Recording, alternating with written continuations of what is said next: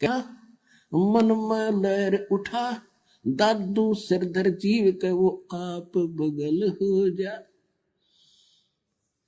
तो वो यूं फिरता आपके पीछे पीछे और कहते मैं दास हूं। अब दास क्या होता? गुलाम, नौकर। अपने आत्माओं, आप इस सतलोक आश्रम बरवाला जिला हिसार में आप व्यवस्था देख रहे हो, ये आप और ये हम नहीं कर सकते, यहां भगवान कर रहे हैं। कबीर साहब ये सत्कर मान लेना। वो किस रूप में रहते हैं नहीं तो हमने खूब पता है। बारात आया करती, 100-150 आदमी होते बारात में। 1 महीने पहले जाडा चढ़ जाया करता, सर्दी लगन लग जाती। हाय कैसे होगा, पूरा ना पट्टे कदे, ये ना हो। और यहाँ अंतोल्ला अनमोल्ला देवे, करोड़ी लाख हजारी वो, यहाँ कोई गिनती नहीं।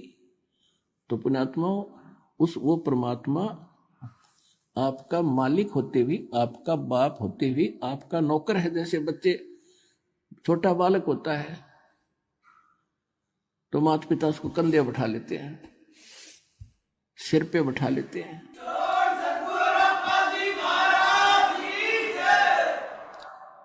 अब उसको बाप कहो चाहे नौकर कहो, तो वो बाप आपका है। और वो खुद कह रहा है कि जो जन मेरी शरण है, एक बार उसकी शरण में आ जावे। और ताका हूं मैं दास, और गेल गेल लाग्या फिरू जब तक धरती आकाश। कहते उसने छोड़ दू नहीं, पार तो अवश्य करूंगा। फिर उसके दुर्भाग्य वो बीच में भूल भटक जाता है, तो अपना इतना समय और बर्बाद कर दिया आपने और हमने। यदि मालिक की शरण ग्रहण ठीक से रखते तो पहले पार हो जाते। तो जो फाउल पॉइंट है, ईब ध्यान रखना, किन कारण से हम गलती करते रहे, वो साथ साथ पैरेलल बताए जाते। और ये परमात्मा कितने दयालु हैं। कहते हैं जैसे कोई भूल भटक गया और गलती से चला गया विष्णु लोक में, शिव लोक में, और वहां जाकर आपको याद आवेगी कि गुरु जी तो ये बताया करते कि यहां तो विष्णु लोक है, यहां तो हमारे पुण्य समाप्त होंगे, पुण्य खत्म होती है, फिर नरक में 84 लाख योजनाओं। हमने तो गलती कर दी।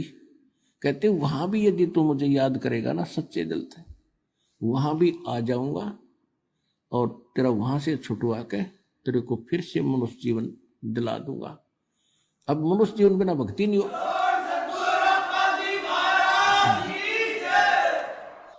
अब मनुष्य जीवन के बगैर ये मोक्ष नहीं हो सकता।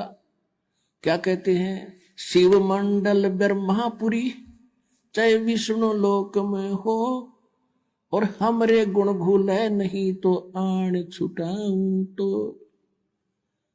तुझे वहां से भी छुटवा लाऊंगा चाहे कहीं पर भी हो, मेरे गुण को नहीं भूलेगा कि हम गलत आएंगे। क्योंकि परमात्मा पिता है और पिता बच्चों के 100 अवगुणों को भी माफ कर देता है। तो हम कितनी गलती भयंकर वहां करके आए और फिर हमारे पीछे पीछे घूम रहे, और अब हम पल पल पर कर रहे हैं। और फिर भी दयालु हमें सोचता है किसी प्रकार इसकी बुद्धि ठीक हो और निकले यहां से। तो इस ज्ञान से ये सारा बुद्धि सेट होगी। अब आपको बता रहे हैं कि जैसे आपको कथा सुनाते रहते हैं, एक सम्मन नाम का मनियार था, उसकी पत्नी नेकी, पुत्र का नाम सेऊ था। ये परमात्मा के सीधे शरण में आए थे और बहुत गरीब थे। ऐसी परिस्थिति बन गई थी कि परमात्मा की सेवा के लिए सम्मन ने अपने पुत्र सेऊ का गर्दन भी काटनी पड़ गई थी। और कबीर परमात्मा ने वो लड़का जो का तू जीवित कर दिया था, उसका निशान भी नहीं था कि गर्दन कट्टी है कि नहीं कट्टी। और वो परमात्मा की परीक्षा में वो परिवार सफल हुआ। उसके बाद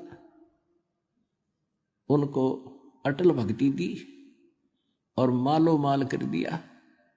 कहते हैं नुक्ते ऊपर रिज जाएगा रे, ये करोड़ कर्म जड़ जाएं तुम्हारे।